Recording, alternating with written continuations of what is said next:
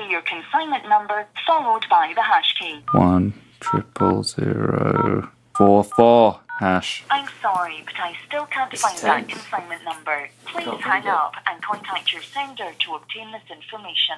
Can I get you to confirm your name and the delivery address, please? My name is Matt Calvert, and I sent it to care of Ben Corrigan.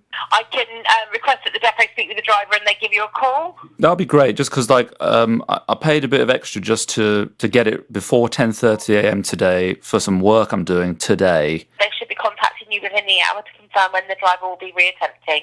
Lovely. Was there anything else I could do to help today? No, I think that's more than enough. Thank you very much. Wonderful. Have a great day. You too. Thanks. Bye. Cheers. Bye-bye. Don't know if that was podcast gold, but...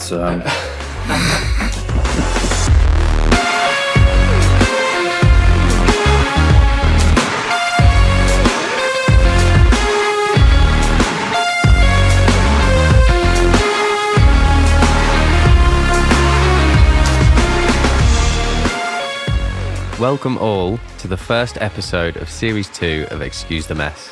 In this podcast, we meet a different composer each episode, we dip into their sound world and hear about their creative process. Then, listen to us write a new track on the spot using only one instrument and electronic trickery. This episode features Matt Calvert and is hosted by me, Ben Corrigan. Series 2 begins without an instrument, a guitar lost in the post, and a guitarist lost without his guitar. It's nail-biting stuff. Keep listening to find out the conclusion of this tragic tale. So, who is Matt Calvert? He's probably best known for his guitar and synth chops in bands like Three Trap Tigers and Strobes. He's also a fantastic composer and producer. As it happens, Three Trap Tigers are one of my all-time favourite bands, so I was very excited when Matt said that he'd be up for an episode.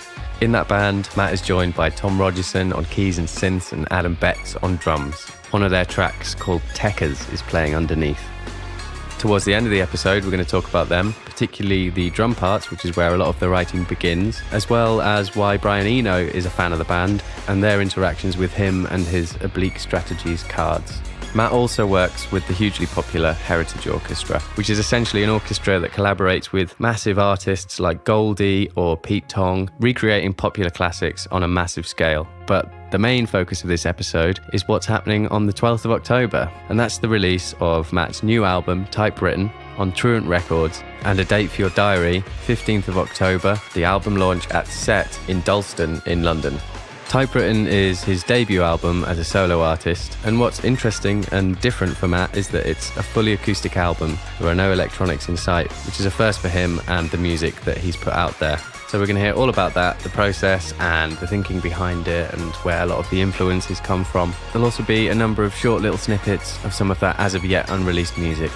Just before we get to that, I need to say a big thank you to the supporters of the podcast, Noted Fellowship, and a new supporter, Isotope, the audio software designers who have very generously given me access to their RX6 audio editor, which is an incredibly powerful and essential bit of software that I just wish I have had always. So a massive thank you to them. And now I'm very excited to say this is episode 9 featuring Matt Calvert.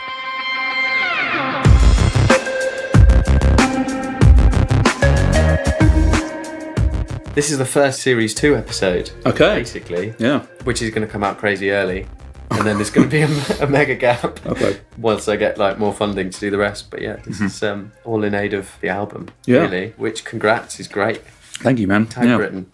Yeah, I mean, it's going to be nice to get it out. It's going to be a relief to get it out. Technically, it's been years in the making. With the exception of one track, I did all the recording for it last year. There is one track where the recording dates back to 2007. Really? I kind of don't want to tell people which tune it is. Okay. As a test to see if I've managed some sort of sonic unity throughout the album. I actually couldn't guess. Well done, I think. You'll have to listen again. Maybe you'll listen again and be like, okay, yeah, that's the one that sounds a bit... Yeah, well, maybe that's a challenge for the listeners. They can all submit their suggestions. Well, some of the material actually dates back to when I was even studying at Guildhall.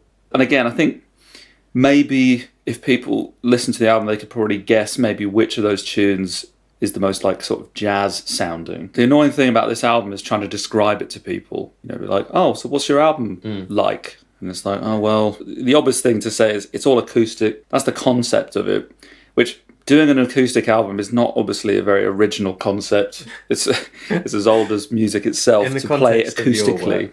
Yeah, exactly. In the context of like all the bands I've been doing, Three Trap Tigers, Strobes, this band Ma with Tom Challenger, most of the projects I do with Heritage Orchestra, playing with Goldie, you know, these are all like very electronic heavy bands. Yeah. They're all live bands. None of them really use any like programming. It's all very much about like performance, but it is about like really combining live performance with electronics, whether that's kind of synths, loads of guitar pedals and other kind of live sampling, all this kind of thing. Well, the other thing is most of those bands are pretty loud.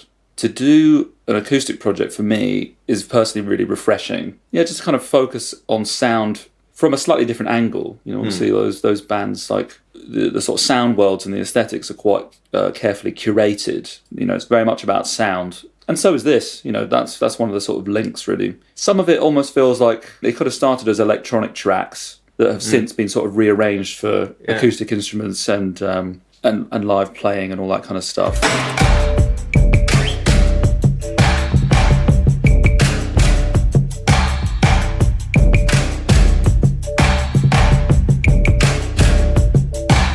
That's your lot. A tiny snippet of Ya Ya from Matt's album. There's only one song which has two people playing in the same room at the same time. Everything else was done really separately. Well, I would have made some demos that did have programmed MIDI and all this stuff that sounded like terrible. I mean, well, the benefit of making a bad sounding demo is that you don't get too attached to it. I think we've all made demos which we're like, oh God, if only this had been recorded a bit better or whatever, because it has such a great vibe and everything. With this, it was kind of like, man, sod that. If I want something to stay, it's just going to stay on, but all the sort of strings I've put down as guides, I know they're going. It's not going to be hard to make this sound better. So I did record some real guitars to them, and I also used do you use the plugin Keyscape? No, I don't know Keyscape. Keyscape's, it's by Spectratronics, people who do like Omnisphere and everything. Okay, and they've just done like a really meticulous multi-sample library of upright piano, grand piano, all the sort of bell tone keyboards, dulcet tone, Celeste. But actually using that for the demos did start to make it feel like, oh, this isn't like a crap sounding demo. This actually feels pretty awesome. And actually I used a lot of samples from the drummer, John Blees, to kind of get the demos feeling, you know, inspiring enough. Sure. To sort of be like, okay, I think this is going to sound good.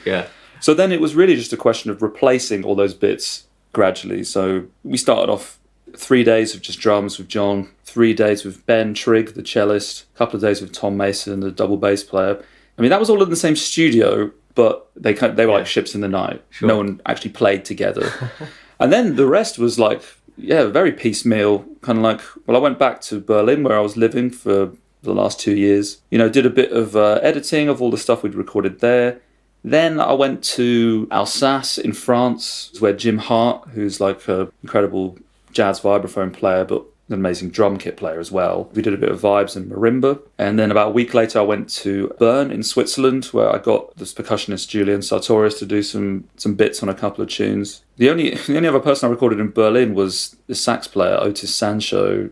If you listen to the whole album, you won't really hear any saxophone. I was just thinking, where's the bloody saxophone in the album? There's 2 tracks which have quite a lot of very intricate kind of clicky sounds and breath sounds and all this kind of stuff. Which ones are those? The opening track, Mute Heart, and track 7 called 12051. That's the name of my postcode for where I was living in Berlin. Oh, really? Okay. But those are probably 2 of the most sort of electronic sounding or feeling tunes. You know, they have this kind of like, it's not so much trying to like fool people into thinking it's electronic. It's more like trying to cop a bit of that aesthetic, that classic sort of Bjork, intricate programmed, flickering, glitchy kind of intricate sound world. It's more like that was the kind of thing I was trying to get on those tunes.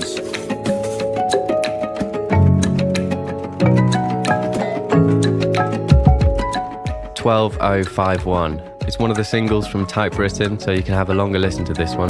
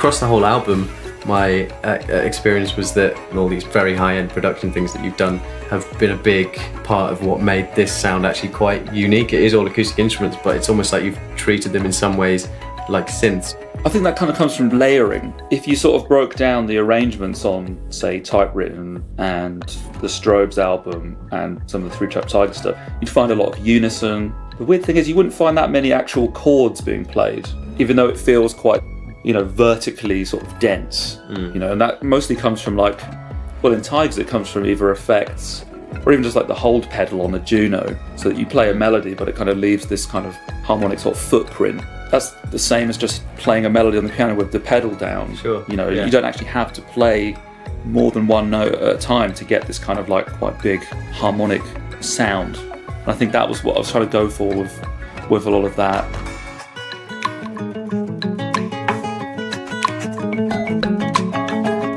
Check out those phase-shifted guitars. Very nice.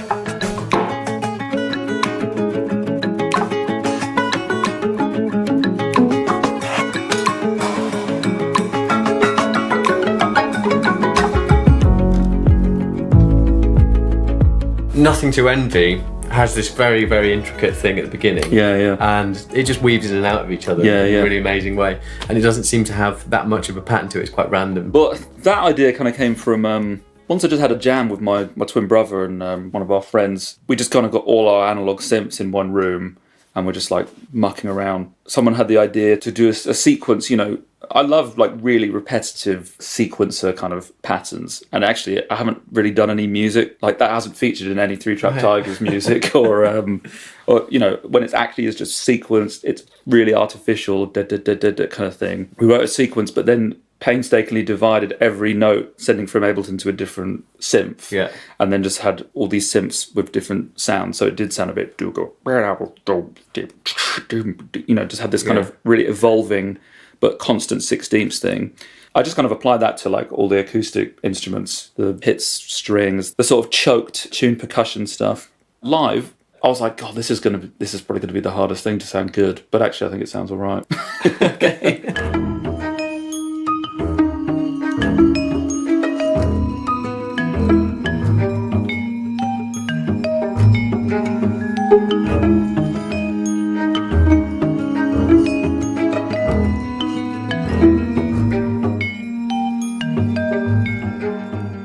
I really can't wait to see it live. Knowing the lineup, the instrumentation, I've seen lots of ensembles roughly in that sort of configuration. I imagine yours would have an amazing front of house person and the album will be recreated in a more interesting, sort of beefed up way than a lot of those concerts might be.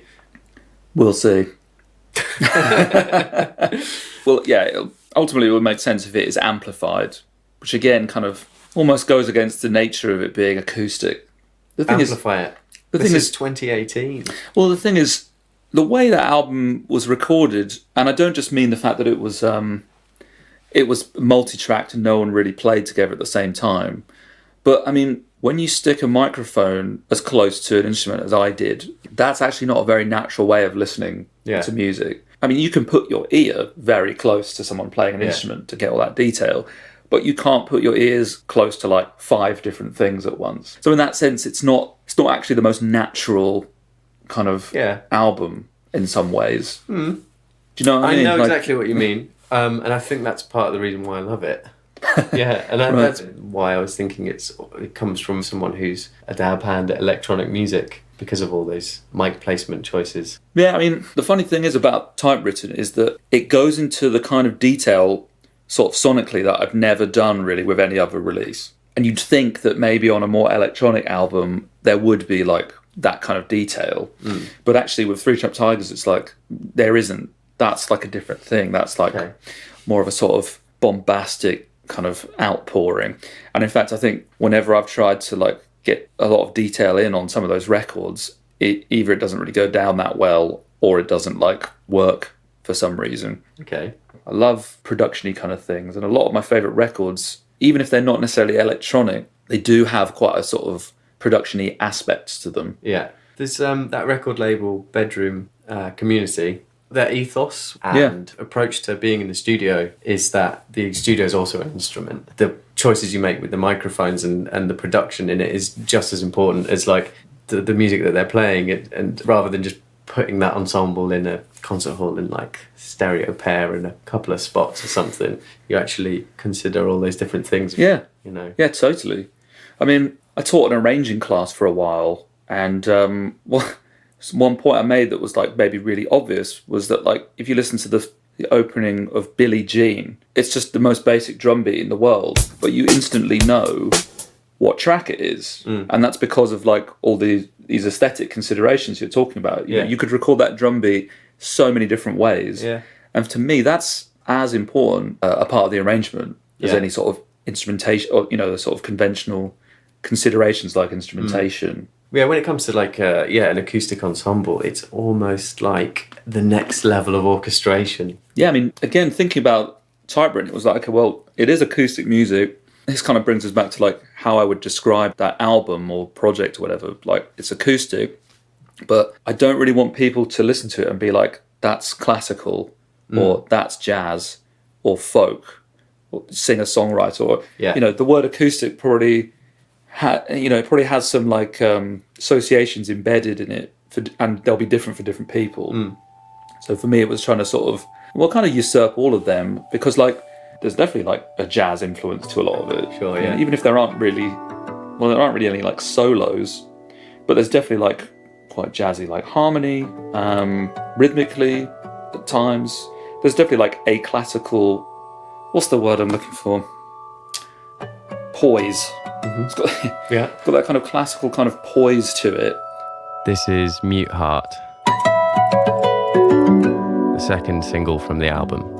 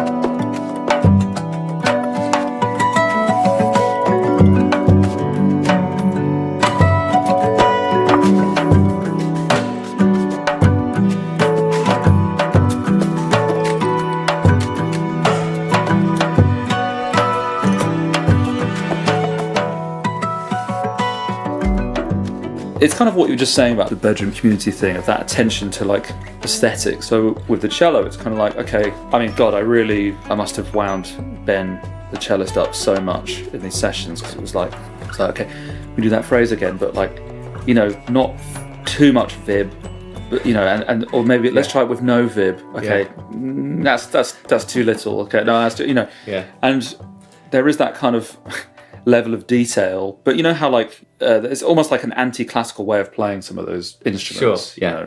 But it's the same with like sax and woodwinds and all this kind of stuff, or even just like the fact that there's only really steel string acoustic on like 2 tunes. The rest is like nylon string guitar. Again, nylon string guitar might just sound like, God, that's a bit 4 Weddings and a Funeral, or it brings to mind some sort of like rom-com kind of. Yeah. But Portishead used nylon string guitar on like tunes like The Rip or whatever, and it sounds hip.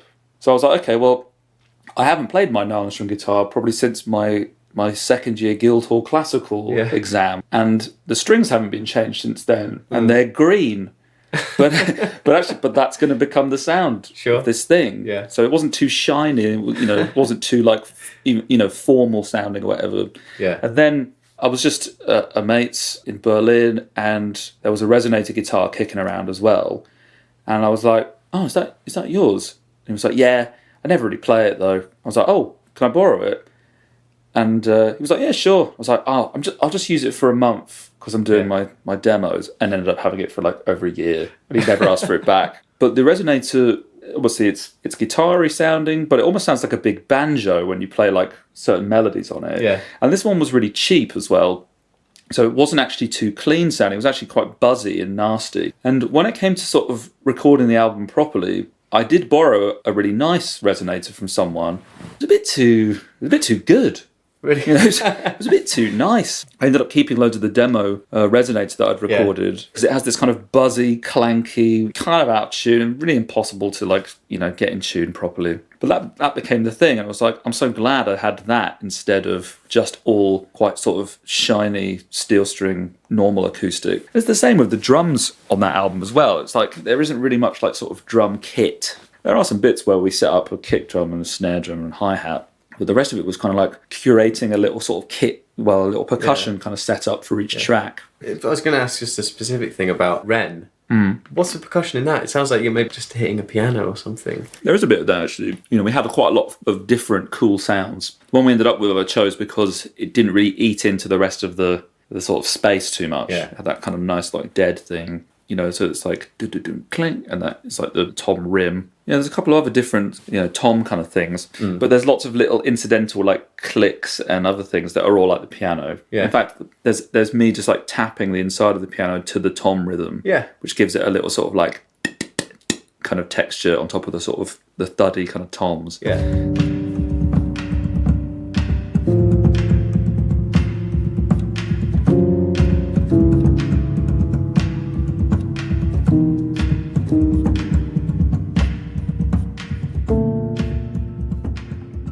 There's another cool sound on that track, which sounds like a sort of rivet cymbal, but it's actually the lowest D flat on the piano I was playing. It just had like this kind of like sound to it.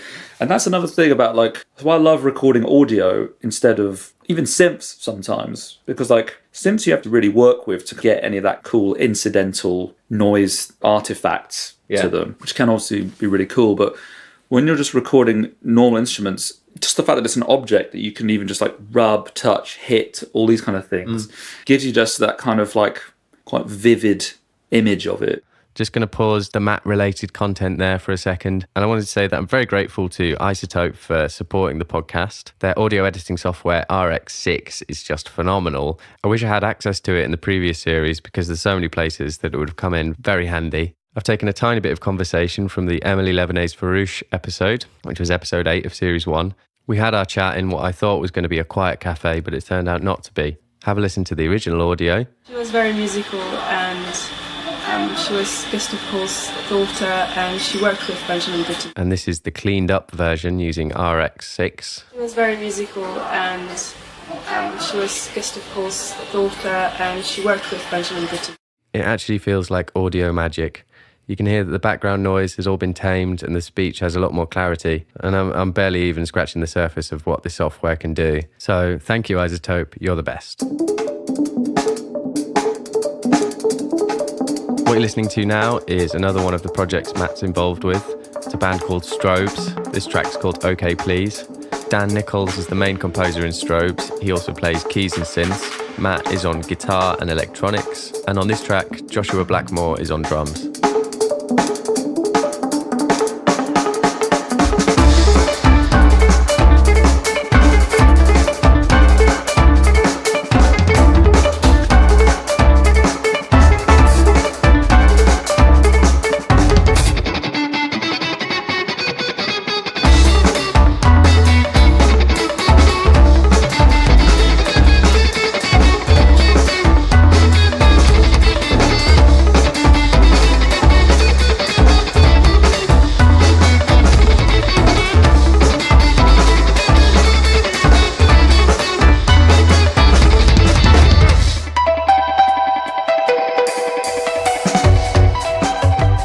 To Mr. Calvert, here's a little about his musical upbringing. So I grew up playing the guitar.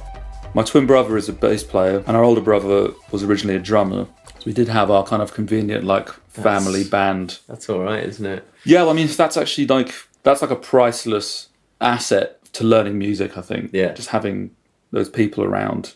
Having that kind of network or even just like group of friends to play with, it's so pivotal, you know, and I totally appreciate not everyone has that. Or even the space to play. Yeah. You know, that's just that is an absolutely vital resource for developing. So really lucky in all those regards. Yeah. Me and my brothers, we all were just like, we were into a lot of music, but it was mostly kind of rock stuff. And then, you know, there's all these kind of like gateway bands. This is the time when Red Hot Chili Peppers were still good. So like Blood Sugar Sex Magic was just one of those albums. It was a complete Bible to us. This is how long ago this is. I set an alarm for like 1 a.m., went into the living room, pressed record on the VCR to record the 1994 Reading headline slot of Chili Peppers playing.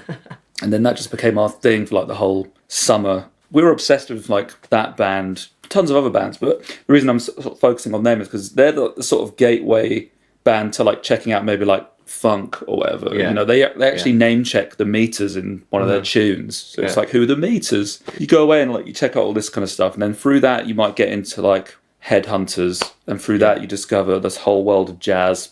Yeah, weirdly, I mean, you know, at the time it was still kind of like, with music education, it was either classical or jazz. You didn't really have any sort of in between. Certainly didn't know anything about electronic music. I was like, would have been like 14 or less when some of my favourite Square Pusher albums would have come out, and just had no idea at the time. Where was this? Well, I was born in London, and then sort of our family just kind of moved around all over the place. Eventually settled in Buckinghamshire, and I went to school in Aylesbury. That's actually where I met Jules Buckley, who's the heritage conductor. Yeah. So I've known him since I was 14, which is now terrifyingly over 20 years ago. Well, Aylesbury Music Centre was an incredible thing. They had a big band called Aylesbury Music Centre Dance Band, and loads of people I know came through that, and it was just it was almost like a sort of foundation course, I would say, for like then going on to like music college. Without that, I don't think I would have ever entertained going to somewhere like Guildhall. And there was a guy called Nick Kerr who ran it. I feel pretty indebted to him for kind of basically kicking my ass. He's what every educator should be, you know. He was like, he only really cared about the students and their development and everything. Dance band never had a guitar chair, but he just said, just come along, look over the pianist's shoulder, and just figure out something to do. Right. And man, that really got my reading together. It really got my like comping together. And then he'd be like, solo. And I'd just be like, what? And at this point, I'd only ever played like sort of bluesy lead guitar kind of stuff. And like trying to sort of get into that sort of sensibility like took ages. But yeah, that was really vital. Jules Buckley was still a trumpet player, a very talented trumpet player actually. So he came through there as well. He went on to Guildhall. And I still had never really thought about doing the college route. He just said, oh man, just audition, you'll get in. So I kind of looked into it. A total jazz ignoramus still at the time. But I was getting into lots of records and really enjoying the music, but I'd never had a lesson, didn't really know tons about it. I did audition, didn't even audition for anywhere else. Really? Because I was so sort of ignorant of the whole situation. And got in and just went there. And I was by far the least developed jazz musician in my year. To the point where like, after one term I was like, is this the best idea? Well, in my year there were people like Tom Challenger and George Vogel and Sam Bullard. They either already had loads of stuff down, or they just had such a vibe about them. Someone like Tom, he was kind of like a sort of unpolished diamond when we got there. But to be honest, that was the best environment for me. You know, a lot of people did sort of drop out because in some ways that environment is quite unforgiving. But I just kind of stuck through it and got better, got all right at playing jazz.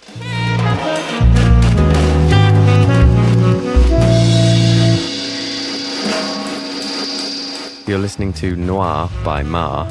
Coming up in just a second, Matt will talk about this band. Now if you just tune into those glitchy drums.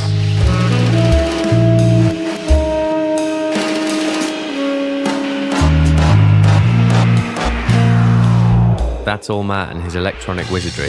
If you want to learn how he makes those sounds, then definitely check out the music making part of this episode, part B, because a lot of these same techniques Matt applies to the music that we make.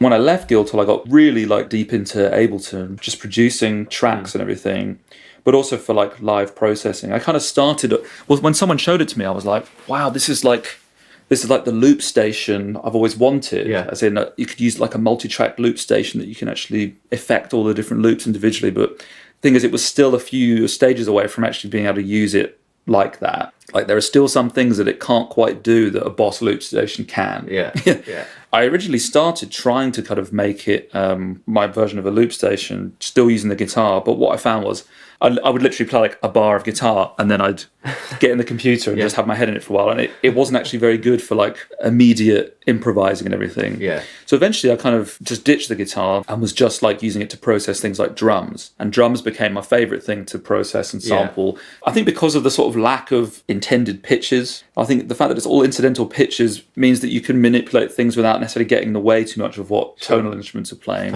Yeah. So, and that's something I've kind of like carried on through, well, I really started doing that a lot in the band Ma with Tom Challenger, but I still do a bit of that in Strobes as well. Well, when I was playing with Tom's band, I remember doing a gig at Pizza Express and just sort of thinking, this is kind of ridiculous that I'm sat at Pizza Express Jazz Club just with a laptop, no guitar. But it was actually liberating because the thing that bugged me about like the jazz world was that when you played a gig, it would basically be to just other jazz musicians. Yeah. And I would start like vibing myself out by being like, is everyone going to judge me on this note choice or this kind of thing? And I just ended up finding that kind of a bit horrible. But I found that like doing the stuff with Tom, I don't know, it just felt like a bit more personal. Yeah. You know, rather than being like, I'm playing my version of jazz on the guitar. It was just like, became way more enjoyable. I would love to get back into more improvisation. Could that be a guitar? Could it? Fucking great. Okay, result. Okay, well, we have an instrument.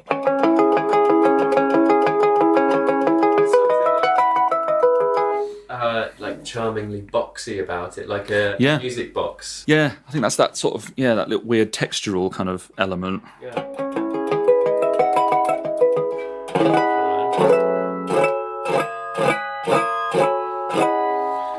But it's like, that's not really that hard to compose. But that's... Okay, this guitar's actually quite good, even though it looks gross. So we got going on making the music. This is available in a Part B episode. You'll find that on your podcast apps. We're going to fast forward through this, dropping in to hear a little snippet of what the track sounds like. And then we're going to end up at the pub, having a chat about things like Brian Eno, 3-Trap Tigers, drums, nice things like that. See you at the pub.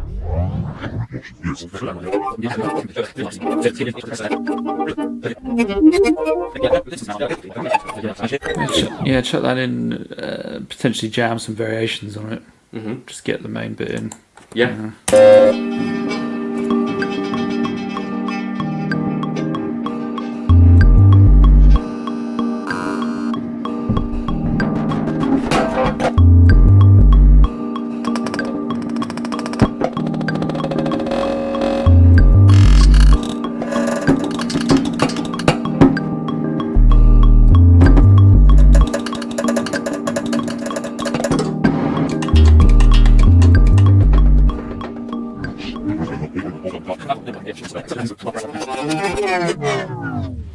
Should we get a cheers on record? Yeah, let's get cheers on record. Yeah. Good stuff. Thanks, man. Thanks for today. Oh, my pleasure. Sounded good. Yeah, really into it. So, Matt, I've got you a present. Oh, that's unnecessary. Yeah. Well, you can say that now. Hold on. Is it a tea towel? Is that? It might be. I know what it is. Wow. So Tea towel tigers. I thought it was a really easy pun to make. Really. For those listening, it's a now infamous 3-Trap Tigers press shot that has been printed into a tea towel. Well, I could probably take great pleasure with wiping dirt off of plates with my bandmates' faces. So, we'll be pristine and clean. Yeah, I'll be. I might even cut myself out of this, just to. Excellent. There you go. So, on the subject of 3-Trap Tigers, I want to ask about the Brian Eno situation in the studio. And well, he digs the band. I think he digs that it's progressive music. It's basically prog rock, but like updated somehow. Well, I think he just likes, maybe we talked about this earlier, he likes that it's, it's technical music, but it's played like in a visceral kind of way. It does have a sort of punk edge to it, It's not pompous, or I hope it isn't. There's no capes anyway, that's for sure, It's more visceral, it's a bit more violent even, but it's also quite like glorious.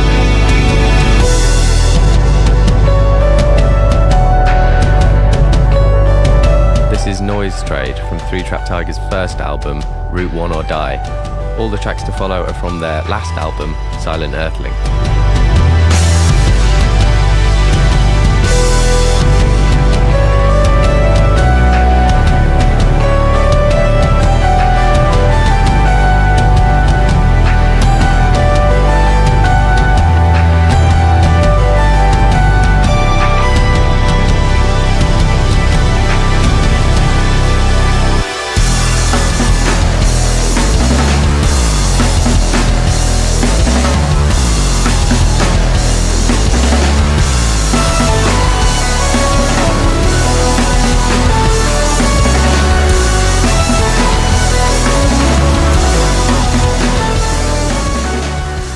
We did some oblique strategy stuff. Yeah. And he gets the cards out, and like again, it's just like what I was saying earlier about having a blank canvas. You're kind of a bit like, where the hell to start? Or it's just even like a little written thing that's it's almost like a horoscope in terms of how you could interpret it. Could you quickly explain what the oblique strategies are for someone listening that might not know? It's basically a deck of cards which have some sort of written instruction on them, and they might be something like reject the hero approach. Or something like that on them. I think you can get an app which has all of them now. Yeah, I think you can, But it's just a cool way to sort of make the canvas a little less blank to start with. Yeah. Just because you could interpret some of them in such different ways. And what's also interesting is when maybe you get a band of 3 or 4 people and they all get one. So you're all kind of like, you're not allowed individually. Yeah, and the idea is that you don't say it. You just maybe start something and see where that kind of leads. So that's interesting. That's actually something that I think more people could do, especially when you're like, if you're trying to improvise and you're trying to get away from maybe like the cliches of improvising. That's always something that I was kind of up for sort of working on with improvised groups. And some people just really aren't up for that. Yeah. They're just like, I just want to play, man. Yeah. I don't want to think about it. I don't want to be told what to do. And it's like, fair enough. I completely understand that. It leads to interesting places, and actually a lot of contemporary dance functions in that way. They'd give you something really abstract and like you have to perform that with your body, That's a good analogy. Yeah. I mean, with music it becomes even more abstract, I think. How do you express anything through sound other than in very literal ways sometimes? But like, I think that kind of process of just a bit of steering without sort of really telling people explicitly what to do, it's actually quite good. In terms of time in the studio... Well, the last album, Silent Earthling, was... Well, because all the drum parts are very demanding, we booked like 5 days in an actual studio, pretty much just to concentrate on drums. That's where probably most of the work goes into making our albums, actually. Just like nailing the arrangements. Certainly nailing this kind of like the drum arrangement. You said earlier that a lot of the tracks would begin as a drum groove or pattern or something like that that you'd spring off. Yeah, definitely. I mean, I think most of my music does start from a sort of rhythmic element, one way or another. I did write most of that album. Yeah, I mean, most of those tunes that I wrote started from a drum pattern, one way or another.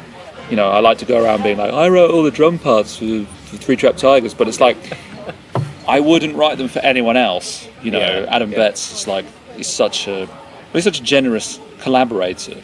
So many people could be like, no, I'm not going to play your. I'm going to make my own one.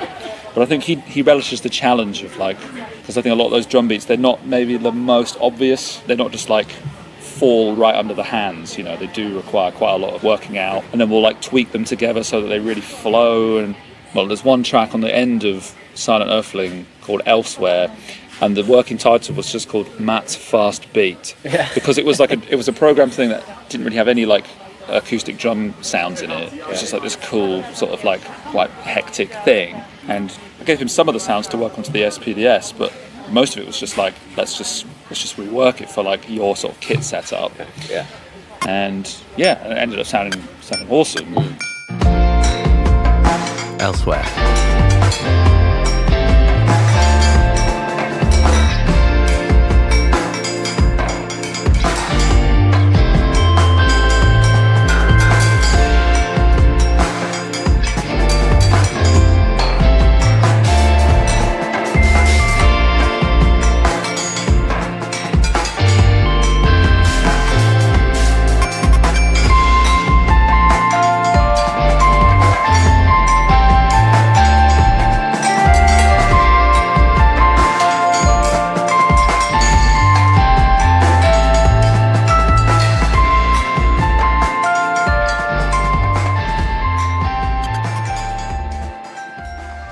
some of them it's more just like, okay, this is definitely like kick, snare, hats, or kick, snare, ride, or whatever. Yeah. You know, like Rainbow Road is, well, it's really just variations on one little drum phrase, a tiny drum phrase that goes in different iterations. You know.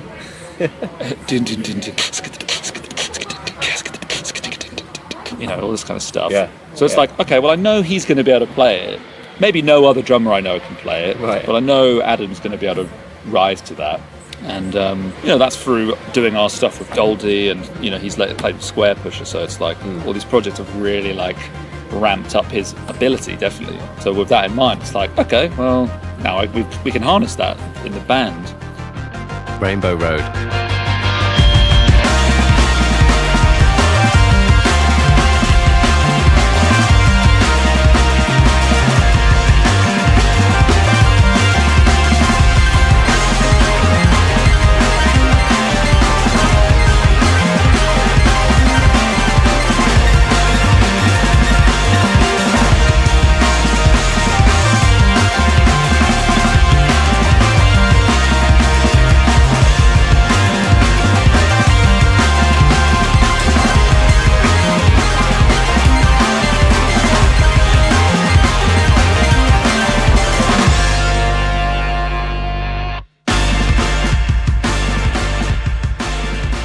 Engrams as well. Well, that was kind of like after going to some sort of jungle rave with one of my mates. The guy who played bass on Typewritten, actually, Tom Mason. Yeah. He's actually like a jungle DJ as well. Right. But he took me to some night, just listened to Amen breaks the whole night. Yeah. And the next day I was kind of like, okay, I want to get some of that vibe. But for some reason, the thing I started beatboxing to myself was like a 6/4 version of something like that. Okay. You know, the sort of...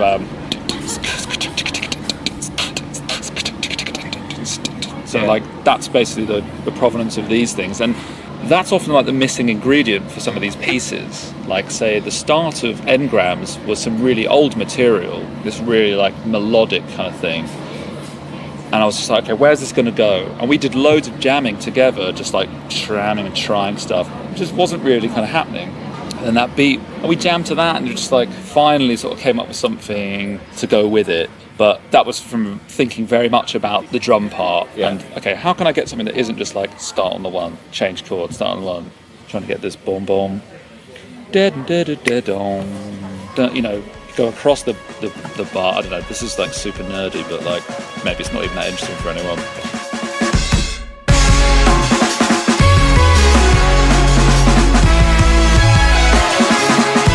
Engrams.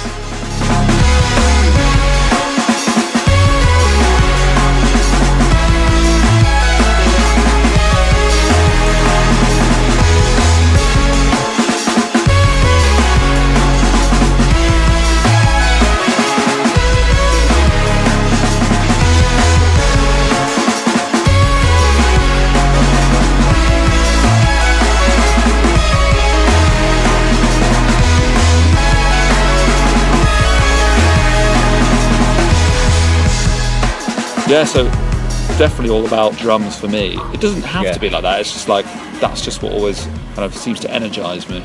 It's funny that you go to an instrument that isn't your instrument to begin with. Yeah, you must have had that when you sit at a keyboard and you like play a chord and you just sort of roll your eyes at the familiarity of it. Yeah. The same could be the same with guitar, anything.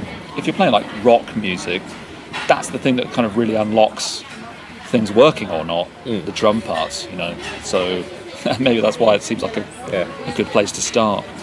I mean, me and my brothers, we grew up with a drum kit in the house. I can kind of play a little, but I can't really play. I understand the function of it, and I love drums. You know, I know a lot of drum parts from lots of records. It's just one of those instruments that really excites me.